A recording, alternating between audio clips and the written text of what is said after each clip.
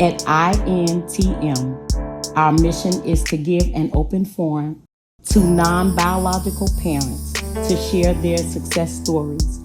Encourage the listener that there is still hope. There are 8 participants that will be sharing their personal parenting experiences.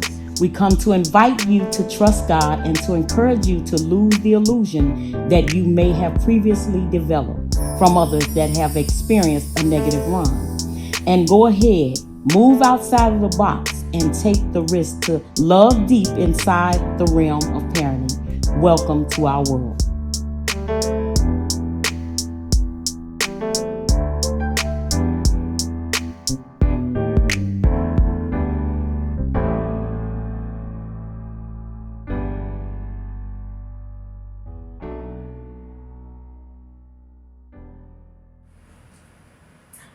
Hi, I'm Christine Mccarty Booker, a native Illinoisan. I'm the mother of 1 biological son, 3 biological grandchildren, of 2 of whom I helped raise. Welcome to my world. Hi, Christine.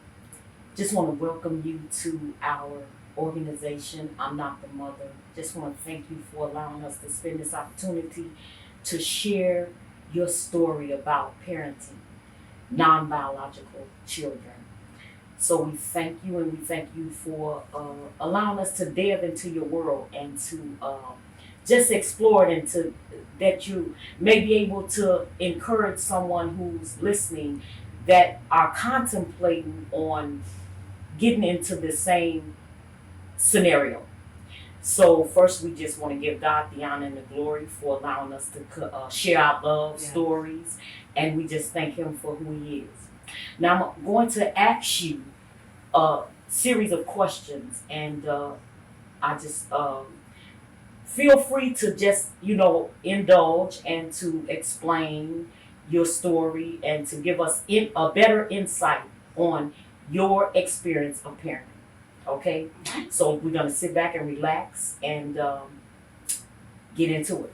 Okay, so the first question is, what, if any, were your deepest fears or concerns for raising your children when they first came to live with you? First, let me thank you, Paulette, for having me.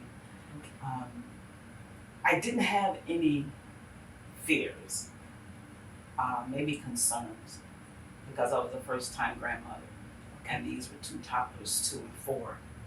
So with the passing of their mother and having me to assist in taking care of them, I didn't know how I would deal with that age group after their mother had passed away. But no fears. I kind of actually looked forward to it, because my son was now in his mid-20s, and I looked forward to having grandchildren. So now I had the perfect opportunity to raise them under dire circumstances, of course, but it was an honor to raise them. Okay. And no special concerns as far as structure on how you would go into raising them? Did you have a format set up? You just, because you loved them, you just knew that was your most deepest concern that you had to take on? It was out of necessity. First of all, because my son wasn't sure of who he would get to help raise his children. I had actually been in culinary arts school that I had started that first week when I got the call from my son in the evening that his wife was in pain. In the background, I heard screams that sounded like death screams, and I told him to immediately take her to the emergency room. Got the second call, and she had passed away, carrying the 3rd child. So now I knew, as my son's mother, someone would have to step up to the plate and accommodate him in raising these children. And I told him and promised him, as soon as I graduated from culinary arts school, that I would take on that responsibility. Their graduation, 3 months later, I was there. I moved in back in my hometown and moved in with him and began that process. Oh, great! That's great. That's great. You stepped in not only as a concerned person, but you immediately stepped in because your grandma. Yes. And that overruled everything. Yes. The love that you had for them overruled everything. Your grandma, Absolutely. that's who you are. Absolutely. How did you first embrace the idea of raising a second generation? Did you hesitate? Well, we just answered that question. You didn't even think twice. I didn't. And you were not scared. Not at all. Were you ever concerned about the environment you were bringing them into? Was your environment considered a safe environment?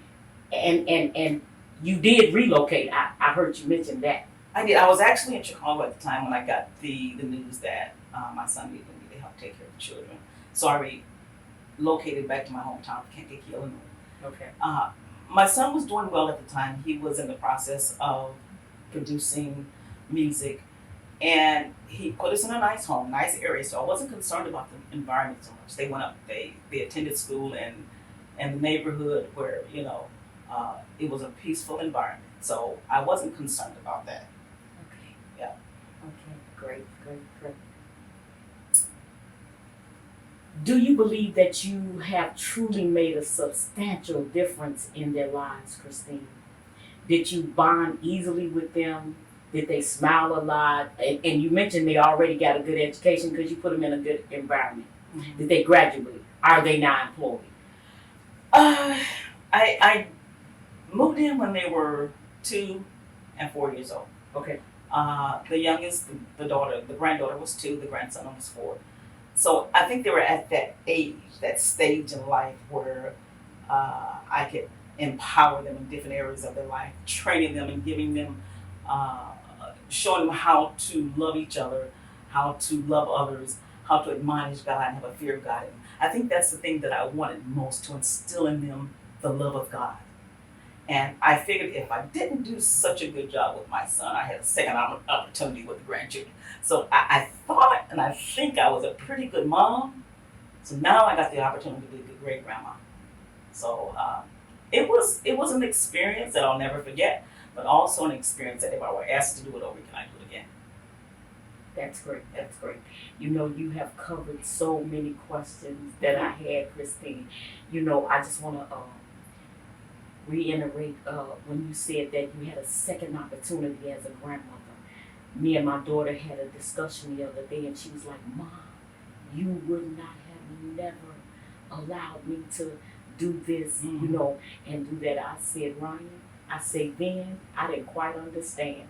If I knew now, but I have a second chance with my grandchildren to instill in them the same safety and the same rules, but just a little lighter. Yes. I have an opportunity to sit down and talk to them and not really direct everything. Like, everything got to be in line and, right. and that strict and so yes. Yeah. Yes. Thank you. So I say now I can, understand a little more, listen to the Spirit of God more, and love more. Mm-hmm. So, okay, I raised you that way, but I understand a little bit better now, Plus, times have changed, and we have to change with the time. Not Thank saying that we you. have to let up on our responsibilities as a parent or grandparent, Thank you. but we can be a little easier with the second generation. Yes. Yeah. So Yes. Yeah. More relaxed. More relaxed. Mm-hmm. Because there were times that, when I had my children, Christine, they didn't have a babysitter. Christine, I needed help. Yeah. But I would not allow no one to care for my children other than my mom. And now I realize I put a lot of pressure on my mom. Mm-hmm. But I think it was a wise decision, because you have to be so careful, not just now, but even back in the day. True. Who you allow True.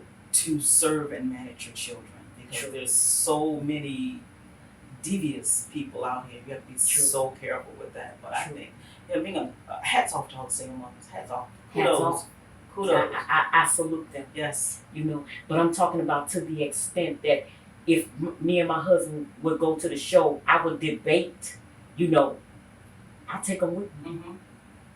Good choice. Good choice. Christine, when you accepted the children into your home, what were some of the stable boundaries you created that led them into their positive pathways? And just a correction, I actually moved in with them. Okay. But my son already had boundaries because the way I raised him. So I just wanted to make sure that they knew about unconditional love. Okay.